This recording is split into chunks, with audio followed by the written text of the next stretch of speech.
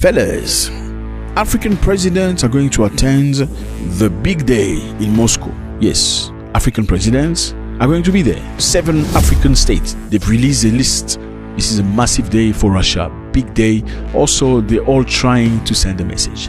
Zelensky says, if you go there, I cannot guarantee your security. What's going to happen? And this includes President of China, President of Brazil. Moscow said, we're going to take 3 days break. We're not going to fight. Let's call it ceasefire. Ukraine said, we're not going to buy into that. We're not going to make the atmosphere favorable for Putin. And when it comes to several presidents, we cannot guarantee your security while you're there.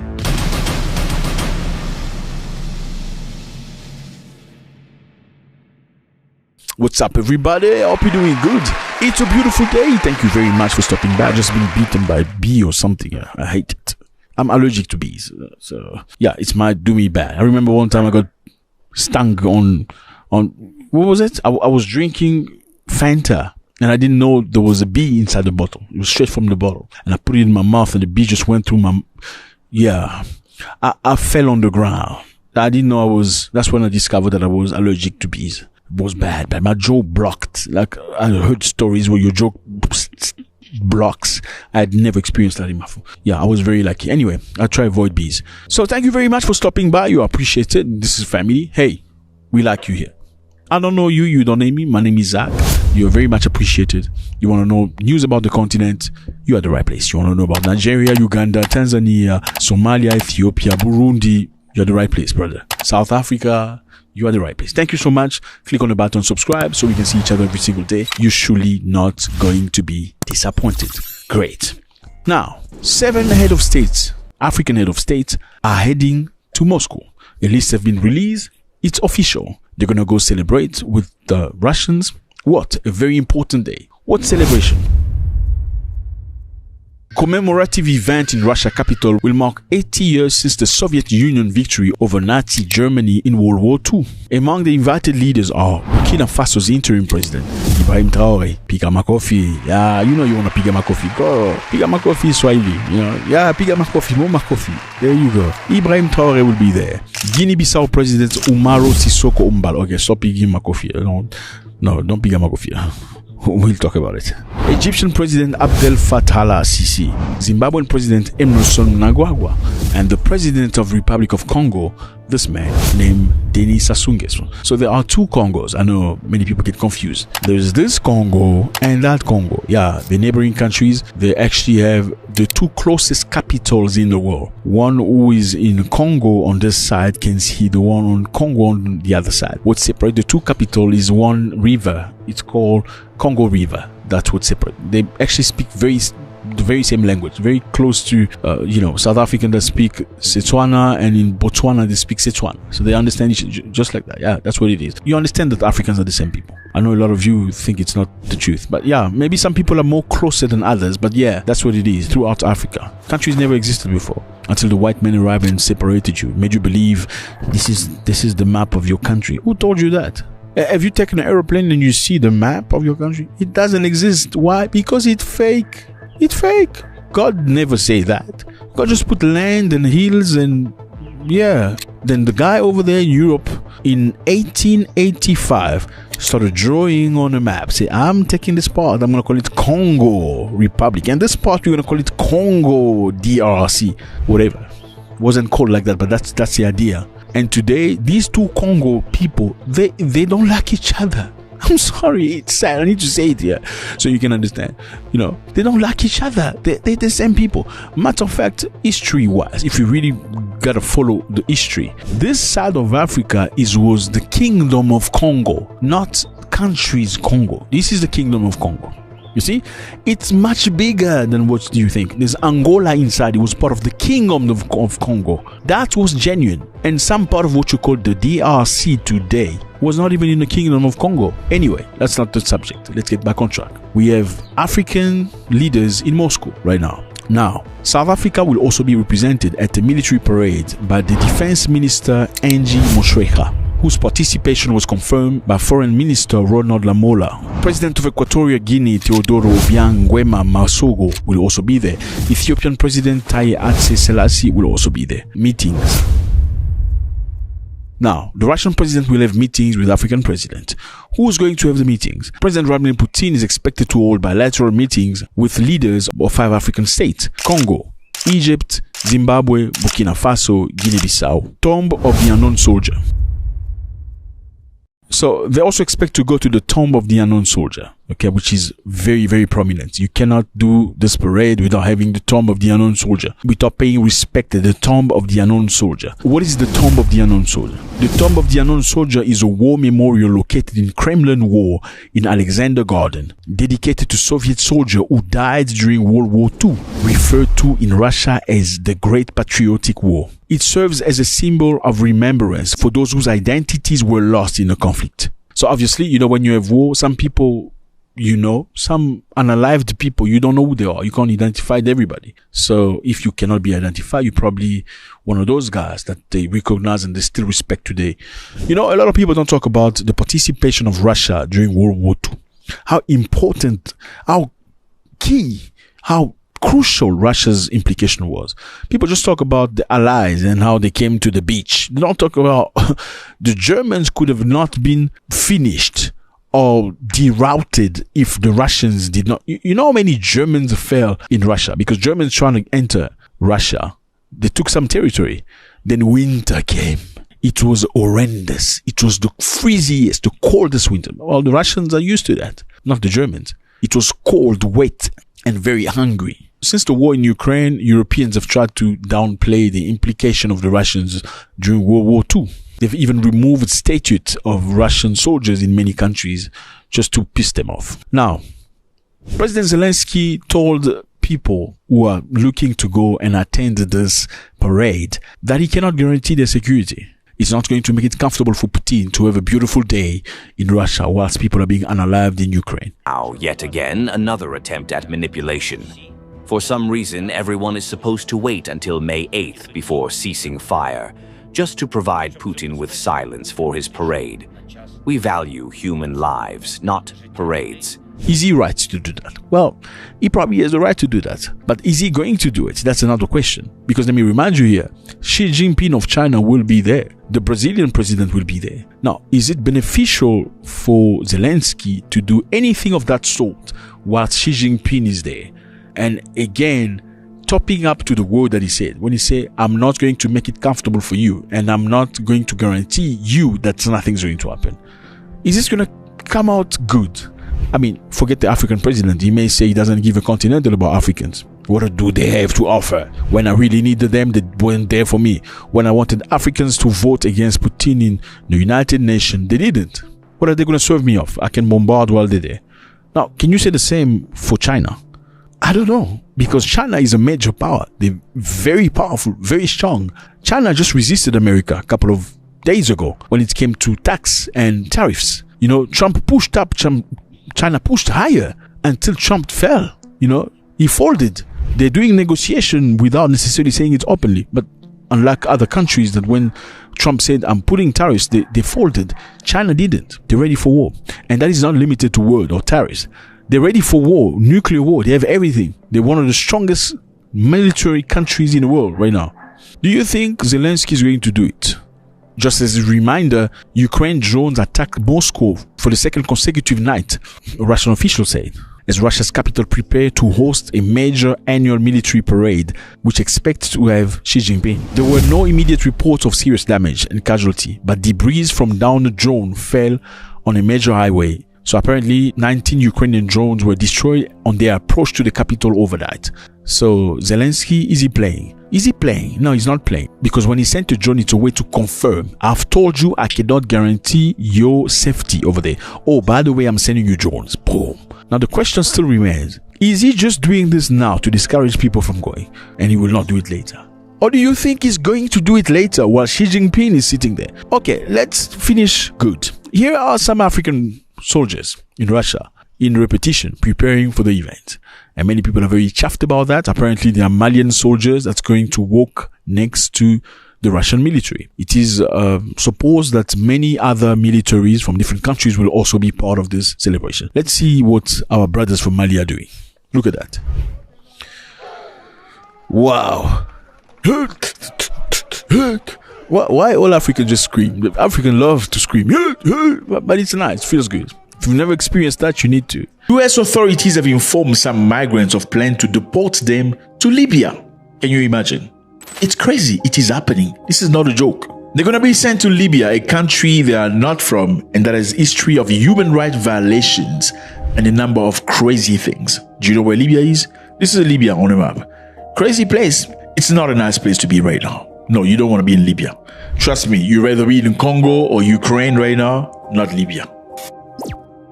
Trump administration is pushing forward with a plan to carry out a mass deportation, including efforts to send migrants, especially Africans, to countries they are not citizens. The most controversial example of so-called third country removal has been sending Venezuelans to notorious El Salvador prison. Just imagine, they're taking people from Venezuela, sending them to El Salvador prison. These are not necessarily criminals, killers, or anything like that. I mean, even if it's a killer, you don't just take a killer from one place and send him to some dungeon, to some other places. Now, we're talking here citizens that happen to be illegal immigrants because perhaps they don't like their system of politics, because maybe they come from a country that Donald Trump doesn't like very much, and they're being deported, sent to notorious El Salvador prison just because they're not American.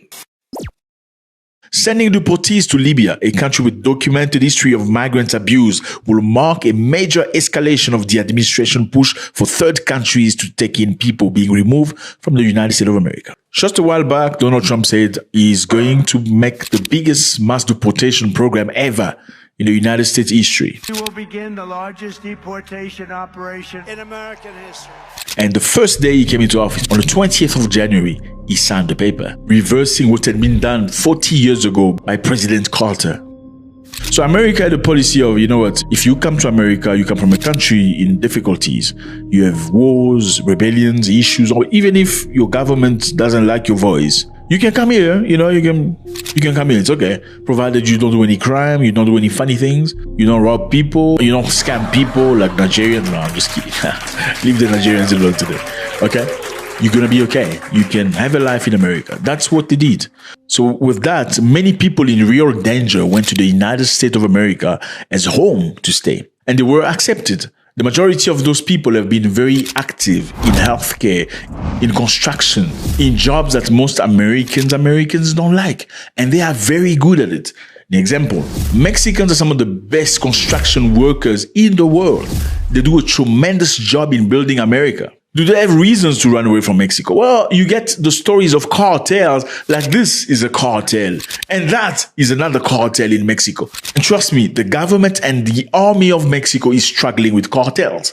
So some of them have legitimate reasons to go to the United States of America because maybe they've been targeted. Let's not limit ourselves to Mexico. There are many people from Africa that are now living in America after fleeing their countries that are doing good. They've been very productive to the United States of America in terms of technology and many other fields. Donald Trump doesn't want that anymore because America looks less and less American as opposed to what it's supposed to do. No, we're not 100% sure what America is supposed to look. I think we have an idea because a couple of days ago, 59 white South Africans relocated to the United States of America, accusing the country of genocide. Do you think there's a genocide in South Africa of white people? Why aren't all white people screaming about it? I mean, would you be seeing black people being unalived one by one and you stay quiet? I'm just asking. Wouldn't the world know about it already? Wouldn't we see pictures already by now? Like, genocide is out. Genocide? You know what the genocide is? Donald Trump was asked if he was choosing people based on their color. Watch this. Refugees. I want to ask you about South African refugees. Dozens of Afrikaners who claim discrimination in their home country are heading to the United States, right, where your administration is going to welcome them as refugees. Now, this comes as you've halted virtually all refugee admissions for people fleeing famine and war from countries like Sudan, the Democratic Republic of Congo. Why are you creating an expedited path into the country for Afrikaners but not others? Because they're being killed, and we don't want to see people be killed. Now, South Africa leadership is coming to see me, I understand, sometime next week. But it's a genocide that's taking place that you people don't want to write about. But it's a terrible thing that's taking place. And farmers are being killed. They happen to be white. But whether they're white or black makes no difference to me. But white farmers are being brutally killed, and their land is being confiscated in South Africa. He said they are not doing it based on color. I mean, if people are going through difficulties, they must leave. Well, it's not entirely truth, because in February, he signed a document embedding an exception for white people in South Africa. So, in other words, people from any other third world country or any other country in the world don't come. Only white people are allowed. Well, we're not going to say that openly, but he was criticized by the South African ambassador to the United States of America, saying he's conducting a very pro-white technique. And the diplomat was sent back to South Africa the very same day. The question is very simple, in that situation. Let's say that diplomat from South Africa said something really negative. Now, how come you say South Africa is a racist country, okay? They're mistreating white people, taking land from them. Nobody screamed about it. Nobody made a big fuss about it. But you hearing through a webinar that a guy said he doesn't agree with your policies, get you to immediately send him back home? Isn't that a little bit shaky? I mean, if you're going to say something, you want freedom of speech, you should allow other people to speak as well. You shouldn't mute them to prove that you're 100% correct. Now, fellas, the problem is people are being arrested in the United States of America. Many people are very disappointed, including Afghanistan people. Let me just remind you here, the United States of America went to Afghanistan to start a war. When they got to Afghanistan, supposedly fighting against Taliban, they needed allies among Afghanese people. Okay, so many Afghanistan people worked with the United States of America. When you work with America, which is a foreign nation, against your own people, you become the enemy. Now, 20 years down the line, America goes back to America. They leave those people there. Those people follow Americans to America because you can't stay home. The Taliban are back. They're going to unalive you. They get to America. Now Trump say, you know what? You need to go back to your country. How do you feel about that? Now, this is not law yet. This is the way they're saying they're going to push you to get your people back. Last month, the Trump administration sent, and one of them was returned to the United States of America. America was very angry. Why did you return the guy? Well, Sudan said, this guy is not from us. He is Congolese. Look at the map. This is Sudan. This is Congo. How do you get this guy to... Is he going to walk from Sudan to Congo? He's not Sudanese. You need to send him back to America, and America will send him back to his country. So now they're saying they don't care. And after Sudan sent the guy back to the USA, you know what happened? Donald Trump's administration canceled all visas of Sudanese passport holders. You hear that? So you got a passport from Sudan. Even if you are legitimate, you are legal in America, your visa is canceled. My first question is this. Even if he was right, would he have done the same if it was a European country?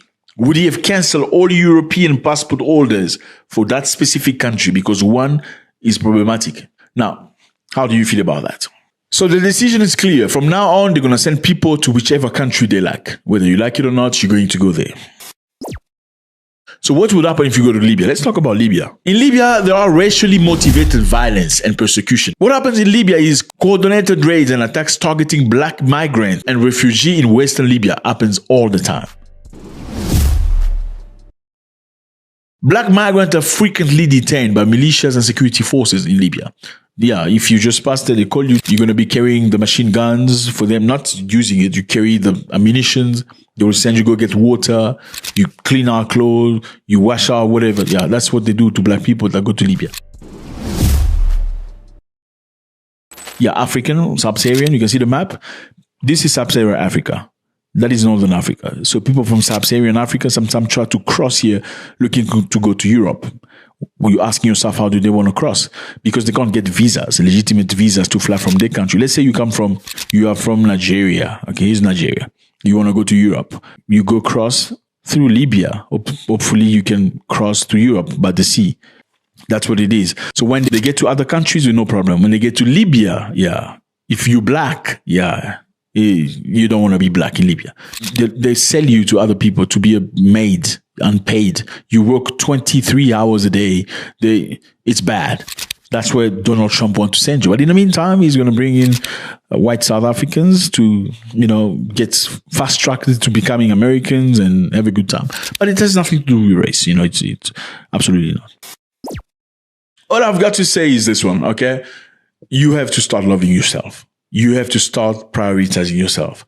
Sometimes people don't understand that the United States of America, in some ways, is what it is today. It's because of immigration. Because people came from all over the place, from Asia, Europe, Africa, building things, Silicon Valley, whatever you call it. Maybe you need to return where you come from so you can perhaps give them a reality check. And also, you gotta love your land. You gotta build your land. I don't think this is a bad opportunity for Africans to think about moving Africa forward. Stop supporting dictatorship because you're related to the president. He's doing wrong things. He's doing wrong things. Stop supporting political parties based on your tribe and ethnic group. It is saddening and absolutely stupid to do so. Because the leader speaks your language, even if he's evil, you fight everybody that's talking against him. It's crazy. I don't get that. Maybe you need to be sent to Libya so you can get a reality check. And now we're going to Johannesburg. Yes, Johannesburg, fellas, it's South Africa, beautiful place. If you've never been, I encourage you to go. Very welcoming people. Just again, they don't like Nigerians. Yeah? I'm just kidding. So anyway, South Africa, a mother of an 11-year-old who was raped, allegedly by family friends, says she's been blamed by those in her community following her child's abuse. Crazy stuff. You still see things like this. The mother discovered the girl's pregnancy 4 months later. Yeah. And they asked her, how come 4 months you didn't see? She said, well, I can't see because I'm not raising a teenager. She's just 11. She's a kid and I see everywhere she goes. There's no way for me to start looking at her that way. She's not a teenager. And who did that? A family friend. The family of the 11-year-old girl and her alleged rapist are Ugandan nationals and part of a Thai Nat community in South Africa. Okay, so these are Ugandans. The woman is Ugandan. The attacker is Ugandan. And these are Ugandans that's lived in South Africa for about 30 years. They've been living in South Africa for a lot of years, literally. But I think it's important to bring in all that so people can understand. I mean, I love Uganda. Uganda is my people. I really appreciate a beautiful place, Pearl of Africa. But I don't like this man. I don't. The child mother said people came out and said that I was the one that gave permission to this gentleman to grape my little child. I was negligent. I don't know how. You gave your child away to be raped. I got those comments. The suspect has been granted bail. This is crazy. Why do you give bail to a person like that? So apparently, this is a family friend. Okay? Family friend. You send your child to your family friend to play with a friend. That is when she gets raped. Why do you do that? Don't do that. I don't trust anybody. You don't do that, my brother. I'm sorry. Unless they are women and women, that's maybe I can think about. But you can't do that. You need to protect your children. If you do that to my child, I'm not taking you to court. I'm sorry. You see this woman here? This woman, somebody raped her child and the child was unalive. This is them in court. While they were in court, she pulled out the QQ and she unalived the dude right there. She knew there was no justice that's legal in a country that could have justified or that could have been to the level of the justice that her girl deserved. So the attacker raped and unalived the girl. So he decided, I'm going to take the law by myself. Fellas, we're going to quickly find out what's happening in the world with Russia celebrating the 80th anniversary of the victory against Nazi Germany. The Lithuanian Prime Minister has urged people of his country not to celebrate the 80th anniversary of the victory over Nazi Germany. Interesting, isn't it? Talking about somebody that's very sour. I mean, you all benefited from that victory. Why would you let Putin, if Putin is the problem, disable everybody else from celebrating an event that they probably are related to? I mean, most of these people have grandfathers and mothers that were victims in that moment. Why would you let Putin do that? Or you just have dislike for Russians? Last year, the EU countries prohibited certain public events which are traditionally held on May 9th. The government has also banned the display of St. George ribbons and other Soviet symbols, with fines up to 700 euros for violation. So if you celebrate this day of victory, you're probably going to get fined $700. The president said, my recommendation is to simply not celebrate tomorrow and follow our European tradition of what and how to celebrate. This is the prime minister, of course. Prime minister, president, same thing. So this is a very similar measure that was taken by Germany as well, forgetting that they started World War II. Interesting, isn't it? Lithuanian police say they've intensified efforts to monitor the dissemination of forbidden Soviet symbol online ahead of Victory Day, ahead of the presence officer in a public place, they will increase on Friday. Russia has accused Lithuania, Latvia, Estonia of discriminating against the Russian-speaking population by restricting Victory Day celebration. That doesn't even make sense. I mean, the problem is it's Putin, or the problem is the Russian culture. That's a big change. I mean, that's interesting.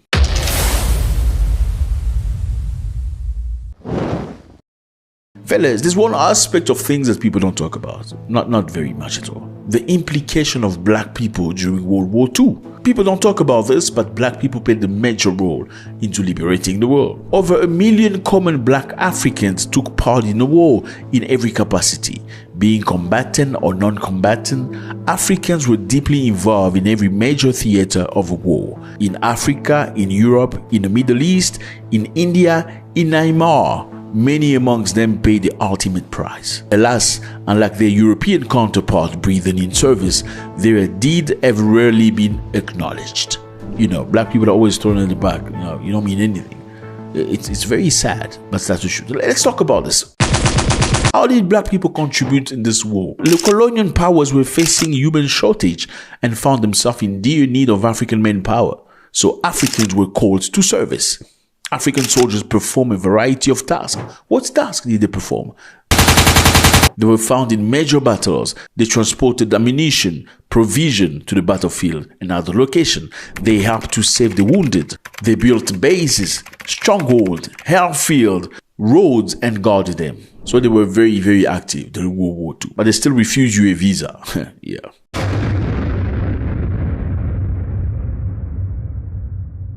Well, in West Africa, a lot of Africans were recruited.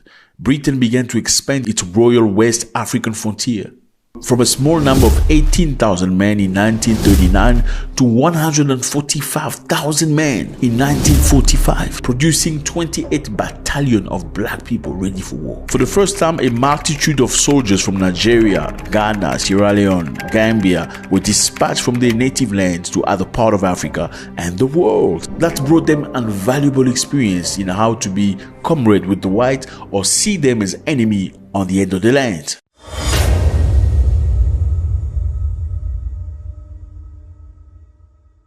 In 1940 to 1941, played an important role in East African campaign, the liberation of all of African countries from fascist Italian occupation. 22% of Allied soldiers were from East Africa, about 88,000 people. So Mussolini of Italy took over the Horn of Africa. He's the Horn of Africa. And the Italians, they took over. And East African soldiers, 85,000 of them went to fight against Mussolini. It's worth noting that Nigerian brigade was instrumental in the capture of Mogadishu, the capital of present Somalia. In May 1941, the campaign resulted in crucial victory. Italian forces were either vanquished or surrendered at the liberation of Somalia. Big up for Nigeria. You see, Nigeria used to go to war and win war and do things. Interesting, good things. But now they just want to spread money. Oga, my Oga. Maybe we need to get back to war.